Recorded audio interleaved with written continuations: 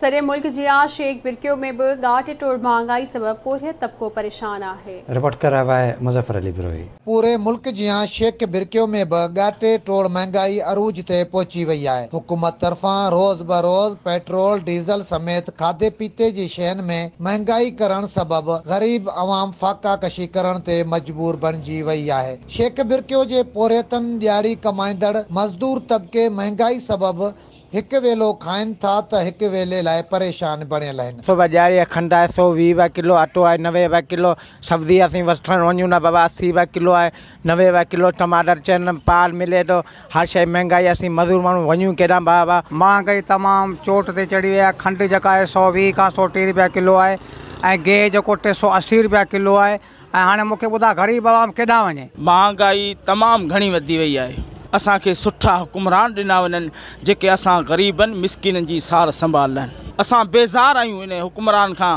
जंहिं ग़रीबनि मिसकिननि जो रत चूसे करे करप्शन कई आहे। हींअर ॾाढी सब्जी महांगी थी वयूं आहिनि, हिते ॿियूं शयूं बि ख़राब थियूं निकिरनि। हाणे 1500 जो कार्टून टमाटर जो खणी आया आहियूं, अधु खां घणी माना टमाटर जे पेटी ख़राब निकिती। शेख बिरकियो जी ग़रीब पोरियत ऐं मज़दूर तबके जूं ॻाल्हियूं ॿुधियूं।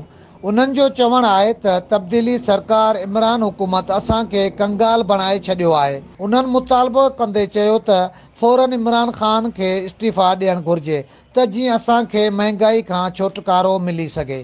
कैमरामैन माजिद अली बिरोही सां गॾु मुज़फ्फर अली बिरोही, आवाज़ TV न्यूज़ शेख बिरकियो।